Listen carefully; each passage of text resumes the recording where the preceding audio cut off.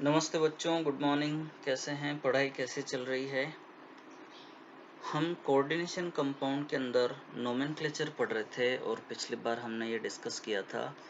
मैं रिपीट कर देता हूँ एक बार कि ये जो कॉम्प्लेक्स कंपाउंड है इसके दो पार्ट हैं, कैटायन और एनायन। तो ये जो स्क्वायर ब्रैकेट वाला है ये कैटायनिक पार्ट है और ये काउंटर आयन क्लोराइड का एनायनिक पार्ट हो गया। कैटायन की नेमिंग पहले करेंगे, उसमें पहले लिगेंड की नेमिंग, और लिगेंड में भी पहले अमाइन, जो अमोनिया का मॉलिक्यूल दिख रहा है लिगेंड की फॉर्म में, उसको अमाइन बोला जाता है। और 5 अमोनिया के मॉलिक्यूल लिगेंड का काम कर रहे हैं, तो 5 के लिए हम वर्ड यूज़ करेंगे पेंटा, उसके बाद में अमाइन, और उसके बाद जो ये क्लोराइड है एक्चुअल में लिगेंड की फॉर्म में इसको हम क्लोरो बोलेंगे। तो क्लोरो, और उसके बाद में फिर ये कोबाल्ट, और उस कोबाल्ट के ऊपर जो चार्ज आ रहा है आप कैलकुलेट कीजिए। इसमें देखिए अमोनिया है वो तो न्यूट्रल है, तो उसका तो कोई चार्ज होगा नहीं। एक क्लोराइड ये और 2 क्लोराइड बाहर, टोटल 3 क्लोराइड है, यानी 3 नेगेटिव चार्ज है। उसको बैलेंस करने के लिए 3 पॉजिटिव चार्ज इसके ऊपर होगा।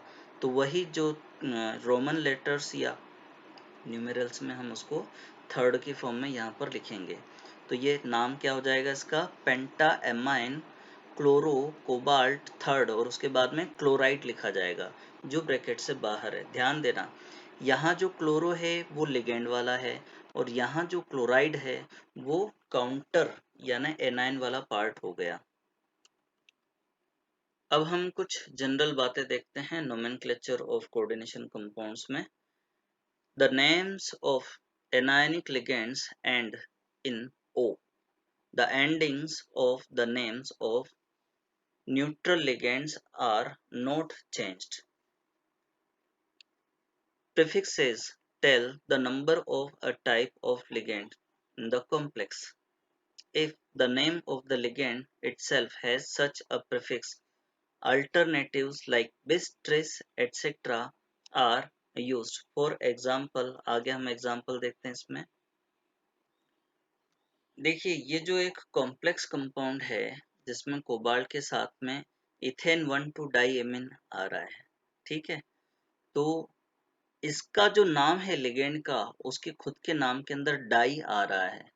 तो ओवरऑल इसके लिए हम फिर डाई वर्ड यूज नहीं करेंगे या ट्राई वर्ड यूज नहीं करेंगे। उसके बजाय यहाँ आप देखिए ये टोटल 3 लिगेंड्स हैं।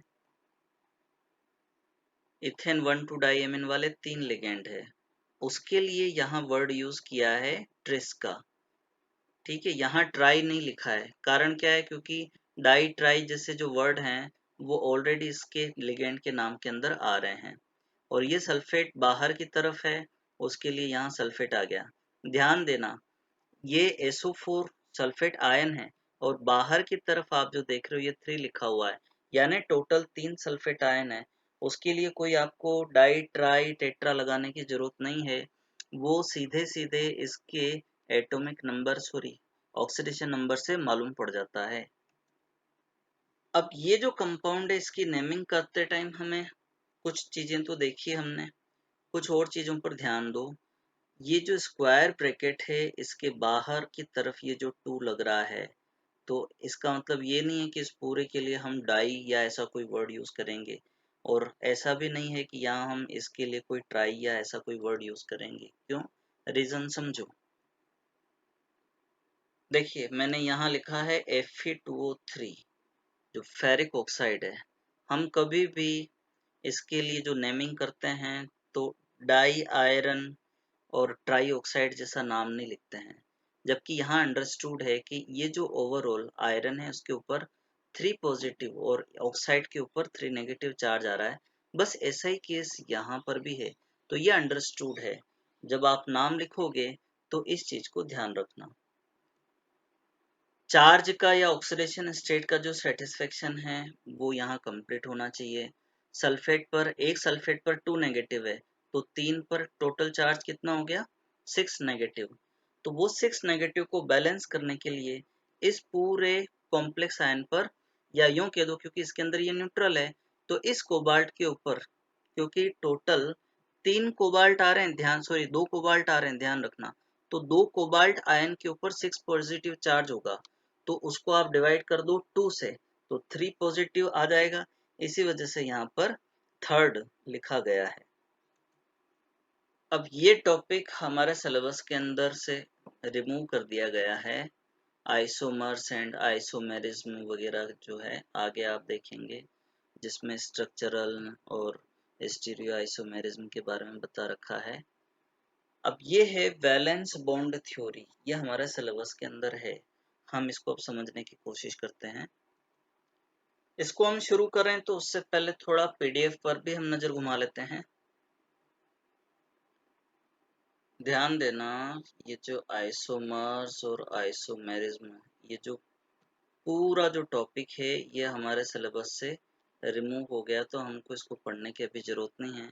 लेकिन मैं सजेस्ट करूंगा कंपटीशन एग्जाम के पॉइंट ऑफ व्यू से आप इनकी सरसरी नज़र घुमाइएगा, और जहाँ कहीं कोई दिक्कत आए आप बेझिझक मुझसे पूछिएगा। अब हम देखते हैं वैलेंस बॉन्ड थ्योरी। पिछली क्लास में हाइब्रिडाइजेशन का कॉन्सेप्ट हम लोगों ने पढ़ा हुआ है, वही चीज यहाँ पर एप्लीकेबल है। ध्यान देना, ये जो लिगेंड्स कंबाइन होते हैं सेंट्रल मेटल एटम या आयन के साथ में, वहां पर क्या होता है कि उनमें ये या तो इस तरह के ऑर्बिटल्स या फिर इस तरह के ऑर्बिटल्स पार्टिसिपेट करेंगे हाइब्रिडाइजेशन में। एक बार फिर मैं रिपीट करता हूँ, देखिए ये तो वैलेंस शेल हो गई एन, एनएस या एनपी वैलेंस शेल के सबशेल्स हैं, और n-1d ये पेनल्टीमेट शेल यानी अंदर वाली शेल की सबशेल है। या तो ये वाली कंडीशन होगी या फिर ऐसा हो सकता है कि वैलेंस शेल के ही ये ऑर्बिटल्स पार्टिसिपेट कर सकते हैं। एक बात पर ध्यान देना, आपको ये पता है कि जो हाइब्रिडाइजेशन होता है वो कम्प्लीटली वैकेंट ऑर्बिटल्स या हाफ फिल्ड ऑर्बिटल्स या कम्प्लीटली फिल्ड ऑर्बिटल्स, तीनों तरह के ऑर्बिटल्स के अंदर पॉसिबल है। लेकिन यहाँ जो कोऑर्डिनेशन कंपाउंड्स हैं उनके मेटल एटम या आयन है, यहाँ वैकेंट ऑर्बिटल्स ही पार्टिसिपेट करेंगे। पहली बात तो ये ध्यान रखना, जो न्यूट्रल एटम होता है वो इलेक्ट्रॉन्स रिलीज करके केटायन के अंदर कन्वर्ट हो जाता है। उसके बाद में जो केटायन बना है, चाहे उस पर +2 या +3 या जो भी चार्ज हो, उसके पास में वैकेंट ऑर्बिटल्स होंगे, वो आपस में हाइब्रिडाइज्ड हो जाते हैं, और फिर उन वैकेंट ऑर्बिटल्स के अंदर लिगेंड्स अपने इलेक्ट्रॉन्स डोनेट करते हैं और कोऑर्डिनेशन बॉन्ड बनाते हैं। इसी वजह से इनको हम कोऑर्डिनेशन कंपाउंड्स बोलते हैं।